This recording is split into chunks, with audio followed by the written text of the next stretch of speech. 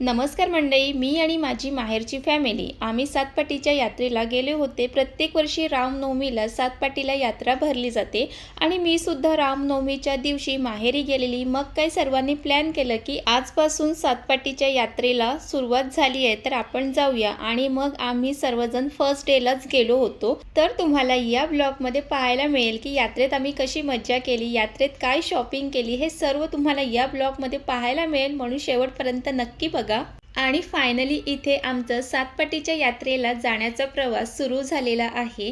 काही जण बाईकने जात होते तर काही जण कारने, तर असा आमचा हा प्रवास सुरू झाला होता। आणि रात्रीच्या वेळेला आपल्या फॅमिलीसोबत बाहेर फिरणं खरंच खूप छान वाटते।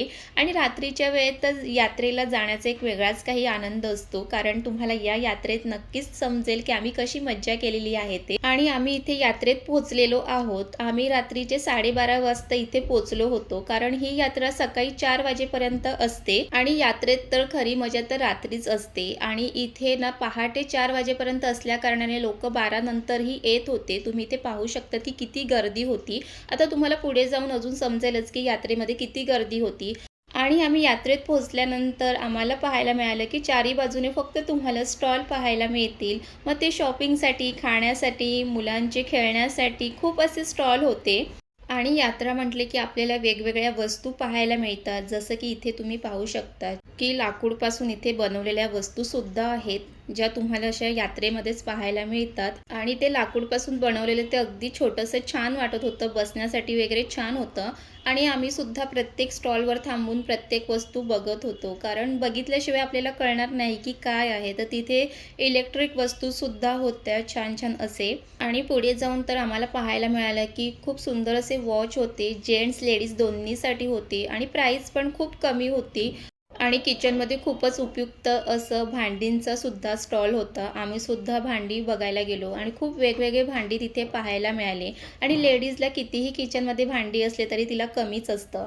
आणि त्यासोबतच इथे ना गेमसुद्धा होते, लोक गेमसुद्धा खेळत होते। गेम्समध्ये जिंकले की काहीतरी गिफ्टसुद्धा मिळणार होते।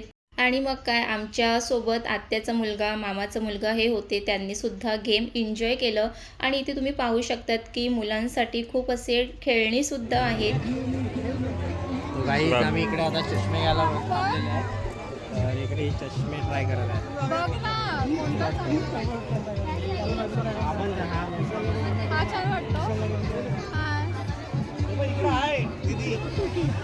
आणि इथे आत्याच्या मुलीला गॉगल घ्यायचं होतं, तिने त्याची सुद्धा शॉपिंग केली आणि खूप छान छान असे गॉगल होते। आणि प्रत्येक स्टॉलवरती इतकं छान छान काय काय होतं की काही ना काहीतरी घेण्याची इच्छा होतच होती। आणि तुम्ही इथे पाहू शकतात की लहान मुलांसाठी खूप असे टॉईज होते। आणि तुम्हाला इथे प्रत्येक स्टॉलवरती गर्दी पाहायला मिळेल।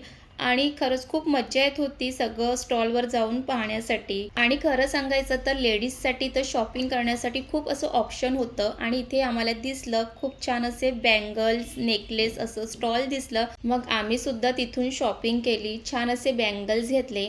आणि तुम्ही इथे पाहू शकतात की हे दोन्हीही लहान मुलांसाठी जे टॉईज ठेवलेले आहेत त्याच्यासोबत खेळायला लागलेले आहेत। आणि फायनली यात्रेमध्ये फिरून आम्हाला भूकसुद्धा लागली होती। मग काय, आम्ही खाण्याच्या स्टॉलकडे आलो आणि इथे खाण्यासाठी खूप असे ऑप्शन होते, व्हेज नॉनव्हेज दोन्ही होतं। आणि मग आम्ही इथे नॉनव्हेजमध्ये ऑर्डर दिलं। काय ऑर्डर दिली हे तुम्हाला पुढे जाऊन समजेलच। आणि मग काय, ऑर्डर येईपर्यंत आम्ही परत टाईमपास करायला लागलो, कारण गर्दी खूप होती खाण्याच्या स्टॉलकडे, तर थोडंसं वेट करायला लागणार होतं। आणि मग आम्ही इथे सर्व ठिकाणी बघत होतो। आणि इथे तुम्ही पाहू शकतात की किती मोठा असा आकाश पाळणा वगैरे आहे। आणि ऑर्डर येईपर्यंत आम्हाला एक समोरच ना स्टॉल दिसला, छान असे नेकलेस, मंगळसूत्र हे होते, त्याचीसुद्धा आम्ही शॉपिंग केली। कितीही मंगळसूत्र, नेकलेस असले ते सुद्धा आपल्याला कमीच असतं, त्याचीसुद्धा आम्ही शॉपिंग केली। आणि पुढे जाऊन ना गेमसुद्धा होते, ते सुद्धा आम्ही पाहायला गेले। आणि इथे तुम्ही पाहू शकतात की खरंच हे रंगबिरंगी ना जे स्लाइड्स वगैरे आहेत, आकाशपाळणा, ह्याच्यामुळेच ना यात्रेला अजून खूप छान असं गेटअप येतो। आणि मग काय, आम्ही सुद्धा आकाशपाळण्यात बसलो आणि खरंच खूप मज्जा आली।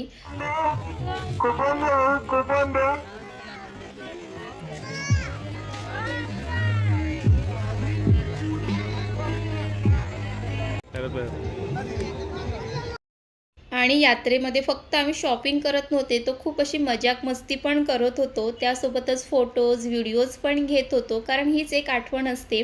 त्यामुळे असे छोटे-छोटे क्षण आपल्याला नक्कीच कॅप्चर केले पाहिजे. आणि छान असे इथे आईस्क्रीम स्टॉल, पाणीपुरीचे स्टॉलसुद्धा होते आणि तिथे सुद्धा खूप गर्दी दिसत होती लोकांची. आणि इथे तुम्ही पाहू शकतात, की रात्रीचे 2 वाजलेत तरी इथे किती गर्दी पाहायला मिळते.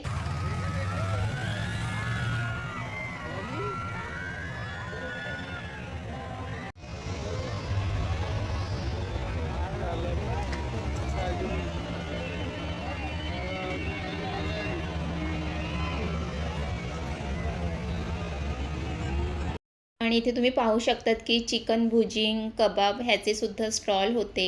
आणि मग काय आम्ही सुद्धा तेच ऑर्डर केलं होतं आणि फायनली मग मस्त गरमागरम भुजिंग, कबाब याचा आनंद आम्ही घेत होतो आणि खरंच खूप छान टेस्ट होती. आणि त्यासोबतच कोल्ड्रिंक, पाणी ह्याचं सुद्धा ऑर्डर केली होती. छान असं आधी खाऊन घेतलं आणि मग परत आम्ही फिरायला लागलो. कारण खूप असे स्टॉल होते, म्हणून फिरण्यासाठी तर खूप असा वेळ पाहिजे. तर जाऊन तुम्ही पूर्ण यात्रा फिरू शकतात. तर इथे आम्ही परत फिरत होतो आणि त्यानंतर मग परत आम्ही चायनीज खायचं होतं. मग चायनीज स्टॉलकडे गेलो आणि परत ऑर्डर दिली आणि छान असं चायनीज खाल्लं.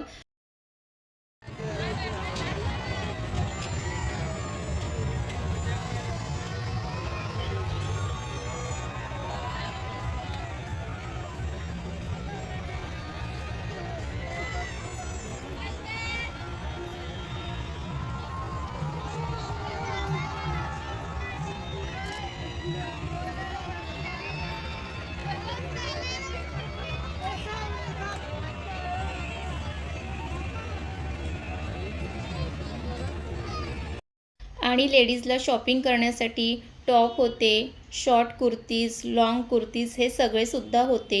जर तुम्ही यात्रेला येत असाल तर तुम्ही ह्याचीसुद्धा शॉपिंग करू शकतात. आणि घरामध्ये उपयुक्त असलेल्या वस्तूसुद्धा तिथे होते, तर ते सुद्धा तुम्ही घेऊ शकतात. आणि जर यात्रेला येत असाल तर पूर्ण यात्रा नक्कीच फिरा, कारण तिथपर्यंत तुम्हाला ना यात्रेचा जो काही अनुभव आहे तो घेता येत नाही. आणि आम्ही तर पूर्ण यात्राच फिरलो आणि साधारण आम्ही तिथे 12:30ला पोचलेलो, तर तिथून आम्ही एक 3-3:30 वाजता निघालो. इतका वेळ आम्ही यात्रेत मस्त मज्जा करत होतो. आणि शेवटी मग आईस्क्रीमसुद्धा खाल्ली. आईस्क्रीम खाल्ली तर खरंच खूप छान वाटलं, कारण काहीतरी इतकं फिरल्यानंतर थंडगार खाल्लं का अजून छान वाटतं. आणि खरंच सांगते, सातपाटीची यात्रा खूप छान आहे. तुम्हीसुद्धा नक्की जा आणि तुम्ही गेले असतील तर नक्की मला कमेंट करून सांगा. प्रत्येक वर्षी रामनवमीला ही यात्रा भरली जाते. 3 दिवसासाठी असते. पहाटे 4 वाजेपर्यंत ही यात्रा भरलेली असते. तर तुम्ही नक्की जाऊ शकतात. आपल्या फॅमिलीसोबत, मित्र-मैत्रिणीसोबत जा आणि खरंच खूप मज्जा करा. आणि तुम्हाला हा सातपाटी यात्रा स्पेशल ब्लॉग कसा वाटला हे नक्की कमेंट करून सांगा. आणि आवडलं असेल तर लाईक करा, कमेंट करा, शेअर करा आणि अशा छान छान ब्लॉगसाठी आपल्या चॅनलला नक्की सबस्क्राईब करा. पुन्हा भेटूया. Bye bye.